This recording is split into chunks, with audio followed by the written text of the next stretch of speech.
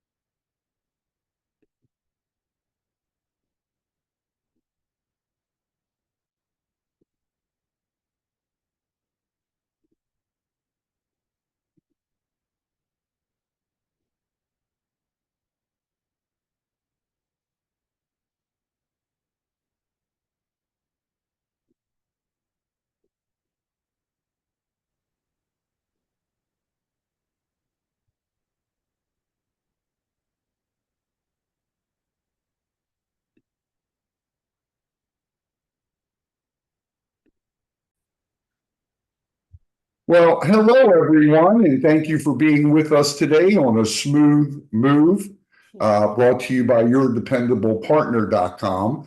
And today we have a topic that I just think is critical for people of all ages, but especially for seniors.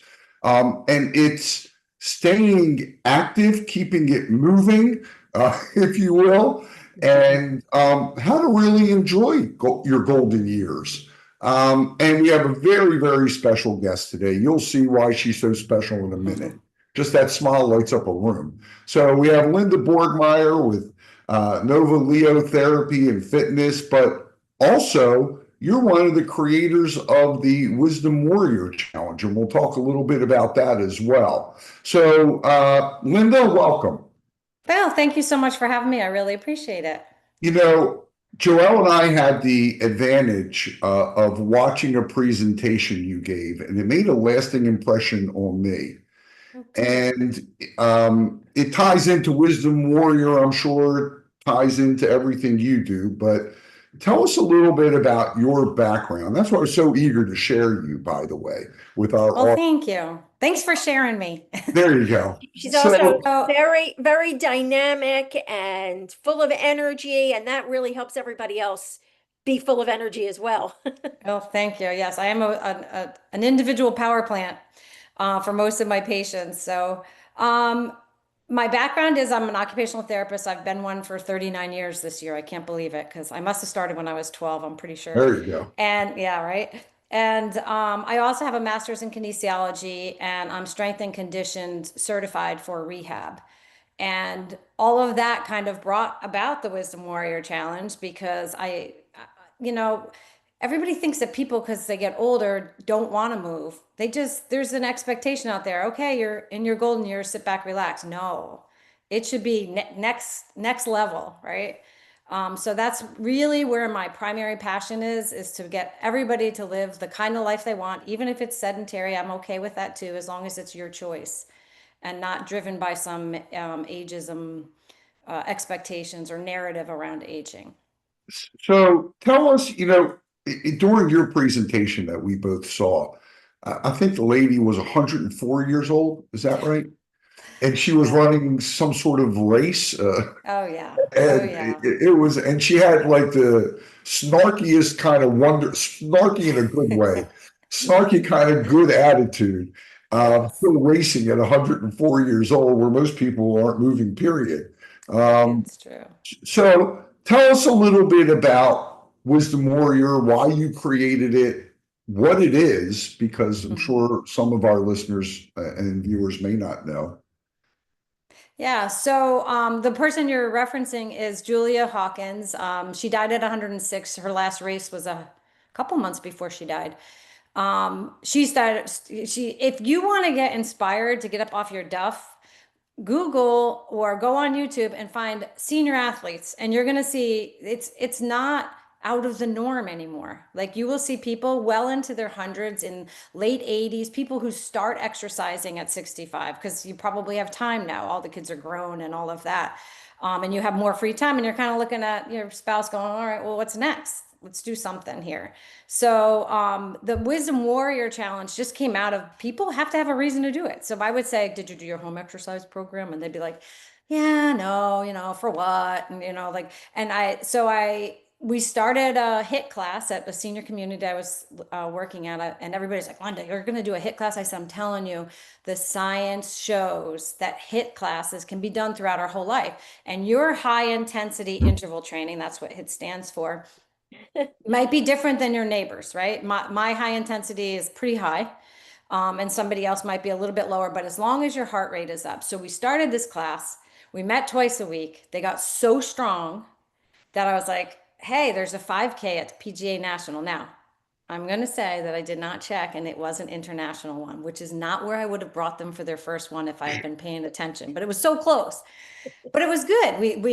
The bus pulls up, we all file out, and we are definitely the oldest ones in the crowd, which was fine. They took some medals away, and and that, but that's where it was born. So it was born to give people something to do, give them a reason to get up and get moving. And once you start that training for it, it becomes a lifestyle because you're doing it for months before the event. So people who started the very first one, which was in 2020, the people who did that one are still doing them this year.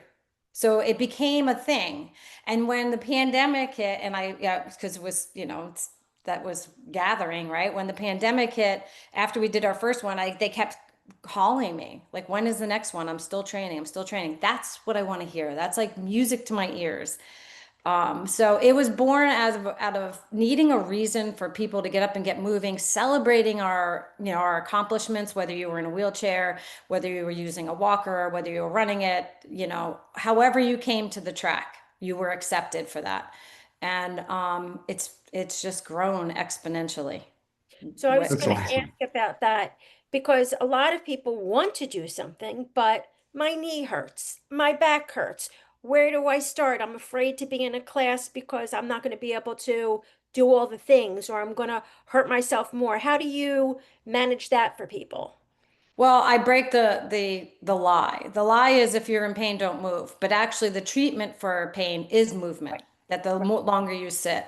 So everybody's individual. But if somebody said they had knee pain, first you have to do a strengthening program. You need to build a muscular scaffolding around that knee because even if you have arthritis, if the muscles around your knee are nice and strong, it's going to offload it. So you're not like jamming a bone on a bone. Right. So that's a step one, and it's easy stuff they can do in their home. Unless they're a gym rat and they love a gym, I figure out what do you love, and that's where we'll do it, however it works for you. That's interesting. So you go to people's homes and it's self-pay, obviously. No, Medicare B.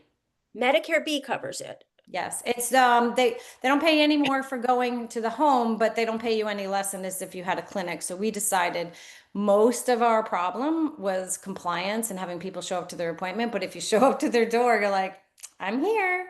Yeah, I'm asking a And lot of these questions because, as I've discussed in previous podcasts, I moved down here about 2 years ago to buy a house and live with my parents and help them. And Mhm. they're, better than when I got here, but there's a lot of sedentary things going on.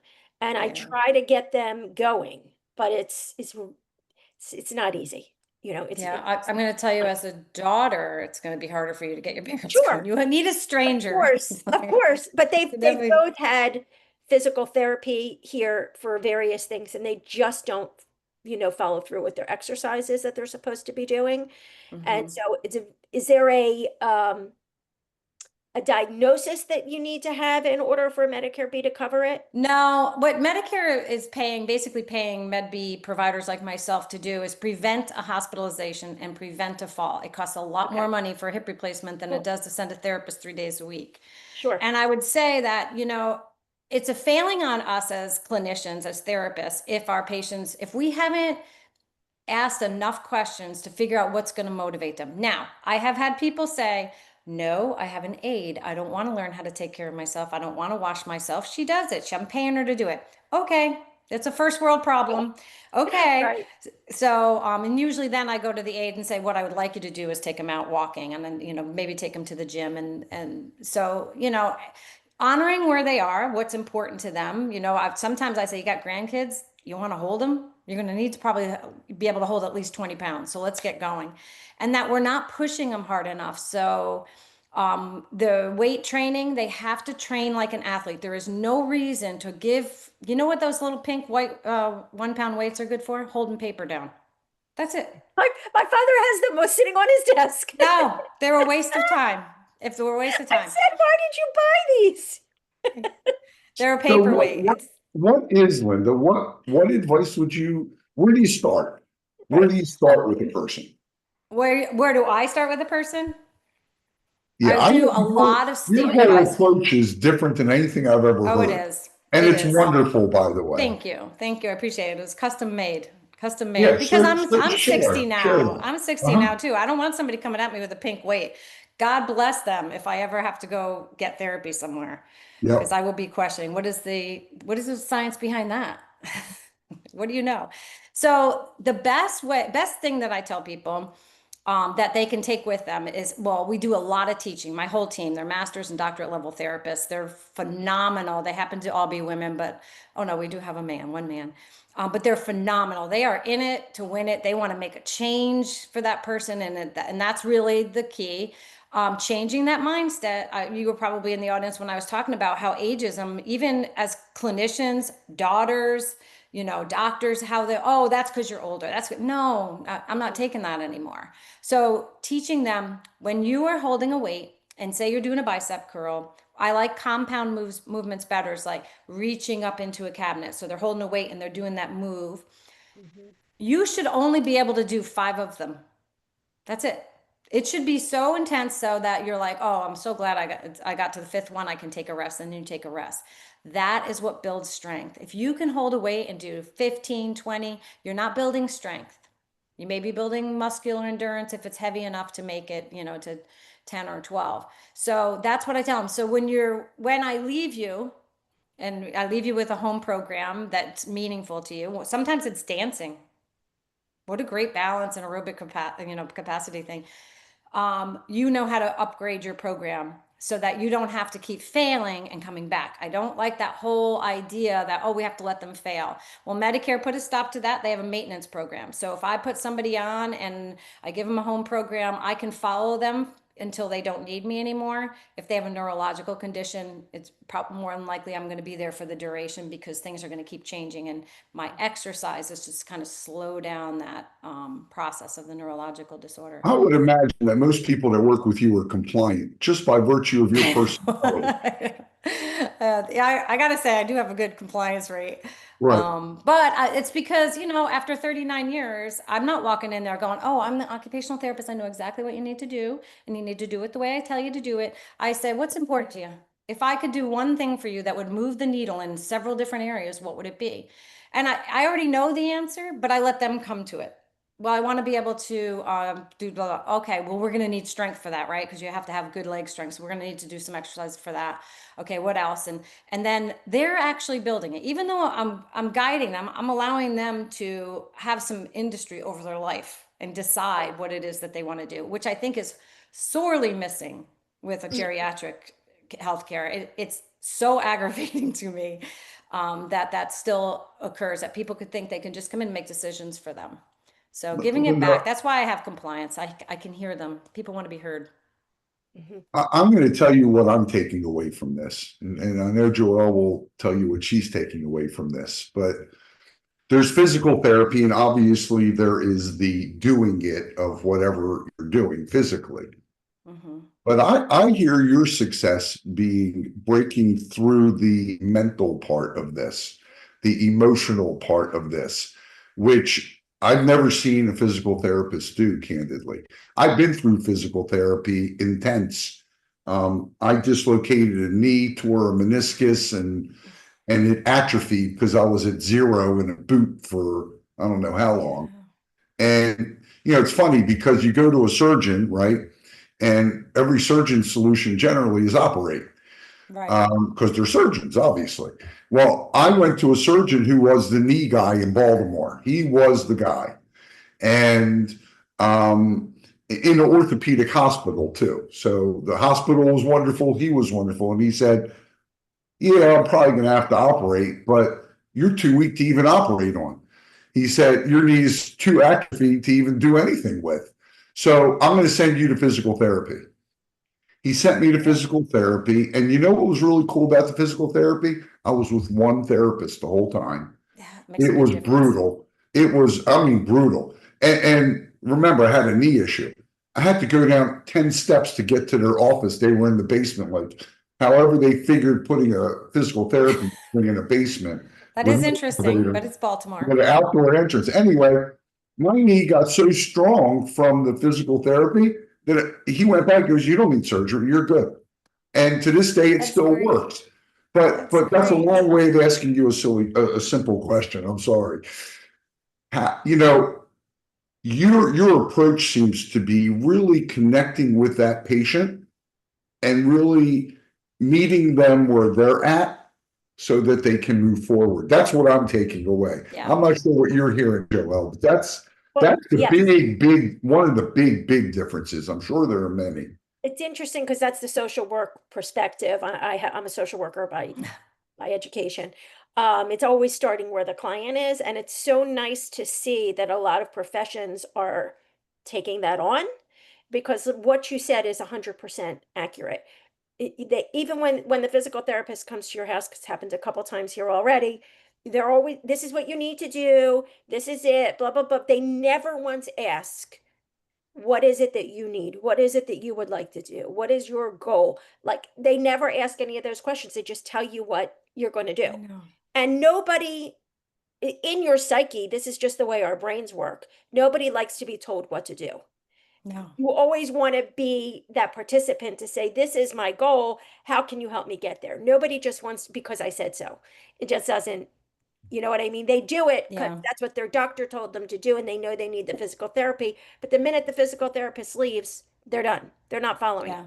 No buy-in. You know, if you can solve just one problem for them, and it could be super simple, like I don't want to use Depends anymore. I want to be able to walk to the bathroom and use the toilet. That would be me. Mhm. If you solve that one world problem for them, you've got them hooked, right? You're there, that you know that they know, you hear them, what they want is important, and that's how you're going to do your entire treatment. It is a change of mindset. I will tell you that I run courses through Kaiser University, trying to change the minds of some of the new grads, people that are out, even some of the old ones, you know, the people my age that are still doing it that same way, where we're the boss. I Mhm. don't want to be the boss of someone else's life. I want to participate in it. I want to make it better, but I can't do that in my isolated world. Like what's important to me isn't going to be important to them. So Right. trying to break those down. So anybody who gets hired by us, we're always hiring. We have more patients than we do therapists. Unfortunately, we have a wait list, but I make them go through a training. I do some of the videos that you might have seen with the runners and all that to change their mind. And I said, but at the end of this, your mind should be changed. If it's not, we're probably not a good fit, because I'm not going to have anything less than fantastic going into these homes. These are people that fought in wars for us, that, you know, protected our country. They're moms who raised kids that, you know, became doctors. Like, we need to be very intentional in our treatment and not so willy-nilly, and not be like, oh, okay, I'm out. And you need to be there for that hour. And 100%. I always say, you know, I might have attention deficit, but when I get in front of a patient, that's the only thing I can think about. I'm Right. so And hyper focused on them. I love that whole philosophy, because the other thing that I hear a lot, and I sort of have the same perspective from my experience of going to physical therapy, is that they give you, it's like these standard exercises. So why do I need to keep going to the physical therapist? You know, this is sort of the opposite of when you're younger and you go on your own. Hmm. Why do I have to keep going? Just give me the list of exercises and I'll do them on my own at home. It seems Right. not intentional, like you said. It's sort Not of, interactive either. I mean, I've yes, gotten the, here, do these. Okay, coach, now what? You right. know, I It's love it when they not say do these and then personalized. they walk away. yeah, well, Yeah, that's right. How Yep, do you yep, yeah, know I'm doing it right? right. right, So that's Exactly. I I could be doing more appreciate. harm than good. exactly. Yeah, form is everything, right? You could tweak your knee easily on form on a squat or something like that. So that one-on-one, and I know that there are outpatient clinics that, you know, have more than one person at a time and they're kind of going in between. But everything needs to be one-on-one. I just feel like there's, you know, if somebody's exercise, actually some of my people who have done, like, I have a guy that did a marathon, ultra marathon. He did those Ironman and all of that. So I have to kind of dial him back a little bit. But most of the people don't have that level of exercise experience. So it's super important that you drive home that home program. Now, the home program that we do is video based. So if I'm going to give somebody an exercise program and I ask them, do you want to see you on your tablet, or do you want to see me? Because I can walk you through it. So I do virtual training sessions with people. I call it training because I'm training for life. It happens. I'm using all my therapy skills to do that. But to have a home program where you can pull it up on your phone and say, okay, she wants me to do this, and you're hearing me talk to you. Okay, now, and remember, your palm is up, or whatever the exercise is that we're doing. That's really important for compliance as well. And it works better for people who don't have experience exercising. Right.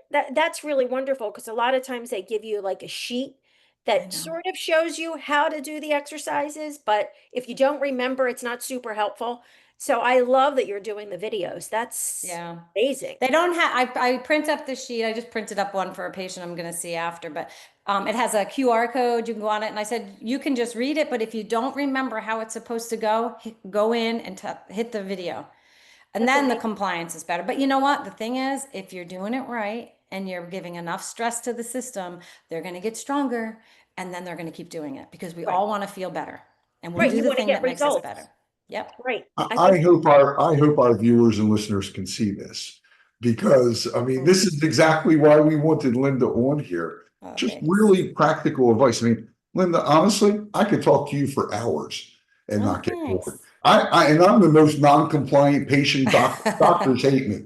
I must be like on a list of non-compliant patients, but I will comply with you. You just have a certain way about you Thank you. that shows you're invested, that shows you I care. am. And that's really, really a big differentiator. How do people get in touch with you if they need your services? And then also tell us, I don't know how often the Wisdom Warrior Challenge is, but maybe there's a website for that you could give out as well. Yeah. So if you wanted to find out about the one-on-one therapy under Medicare B, you could go to Novoleo, Novoleotf for therapyandfitness.com. You can call the main line, which is 561-320-3111. My phone number's all over the universe because of the Wisdom Warrior Challenge. You could call me directly. I also want to be a resource for seniors.